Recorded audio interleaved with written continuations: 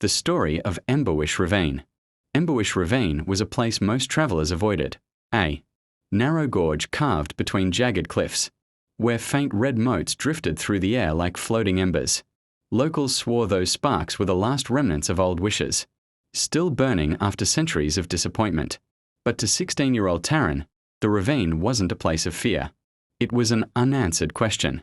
He had grown up hearing that a single, unclaimed ember could grant one wish to whoever touched it. Nobody had ever managed it. The motes always drifted just out of reach, as if teasing the world. Taryn promised himself he'd catch one, not for glory, but for his grandmother, who had raised him and was now losing her memory piece by fragile piece. He wanted one more good year with her, one more year of stories and remembering his name. So, before dawn, Taryn slipped out of his village with a pack, a rope, and a stubborn determination that felt too big for his chest. By the time he reached the ravine, the sun was rising, bathing the cliffs in gold.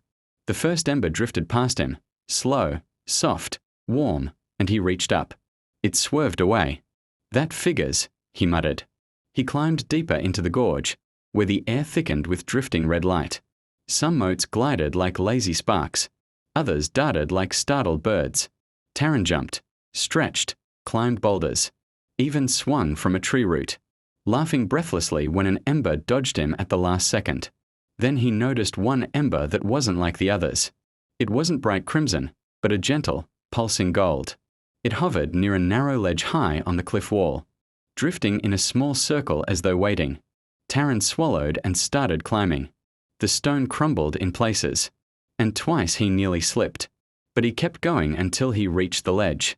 The golden ember paused, just an arm's length away. "I'm not here for myself," Taryn whispered. "Just for her." The ember edged closer, glowing warmly. Taryn reached out, slower this time, no grabbing, no lunging. His fingers brushed it. Instead of vanishing, the ember settled onto his palm. A sound filled the ravine, a soft, soothing chime, then the ember dissolved into a ribbon of golden light that flowed into his chest. Taryn gasped, not from pain but from something like clarity, like remembering a forgotten melody. When he climbed down, the ravine felt calmer, as though the whole place had exhaled. That evening, when he reached home, his grandmother turned toward him with bright, steady eyes. "Taryn," she said, smiling like sunrise, "I was just thinking of you." And for the first time in months, she meant it. Taryn didn't tell her about the ravine or the ember.